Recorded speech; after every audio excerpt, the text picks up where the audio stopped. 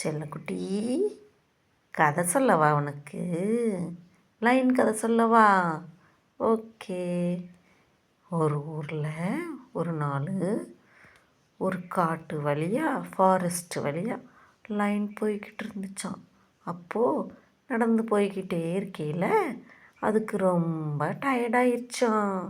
டயர்டான உடனே ஒரு ஒரு மரத்துக்கு அடியில், மரம்னா ட்ரீனா என்னது, மரத்துக்கு அடியில் படுத்து தூங்கிடுச்சான்.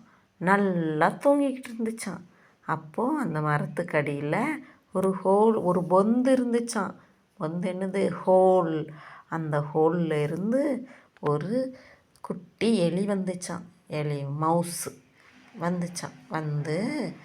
அந்த மவுஸ் அந்த லைன் மேலே ஏறி நல்லா ஏறி விளையாண்டுக்கிட்டே இருந்துச்சான். அப்போது லைனுக்கு டிஸ்டர்ப் ஆச்சான். டிஸ்டர்ப் ஆன உடனே அது ஏன் என்னவோ டிஸ்டர்ப் பண்ணுதே அப்படின்னு நினச்சிட்டு கையில் பிடிச்சிடுச்சான். அதை பிடிச்சி பார்த்தா அது குட்டி சுண்டலி.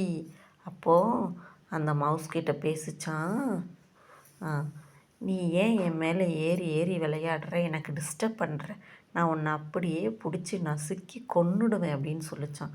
உடனேவும் மவுஸ் சொல்லிச்சான்,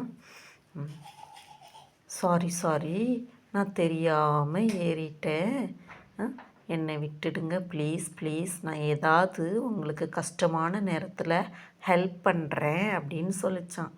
உடனே லைன் ஹான்னு சிரிச்சிச்சான். சிரிச்சிட்டு விட்டுடுச்சு, சரி போ அப்படின்னு விட்டுடுச்சான். சிரிச்சிட்டு சொல்லிச்சான் மவுசு, இந்த சின்ன சுண்டலி எனக்கு என்ன ஹெல்ப் பண்ண போகுது அப்படின்னு நினச்சிச்சான். அப்படி சொல்லிடுச்சான். அப்போது மவுஸ் ஓடி போயிடுச்சான். திருப்பி கொஞ்ச நாள் கழித்து திருப்பி ஒரு நாள் அதே மாதிரி லைன் நடந்து வந்துட்டு இருந்துச்சான். இப்போ அதுக்கு டயர்டானோடனே அதே மரத்துக்கடியில் படுத்து தூங்கிச்சான். அப்போ ஹண்டர் வந்தாங்களாம். ஹண்டர் கையில் நெட்டு கொண்டு வந்தாங்களாம். அந்த நெட்டை லைன் மேலே போட்டுட்டாங்களாம். போட்டுட்டு அவங்க போய் நிறைய ஹண்டர்ஸை கூப்பிட போனாங்களாம். கூப்பிட போனப்போ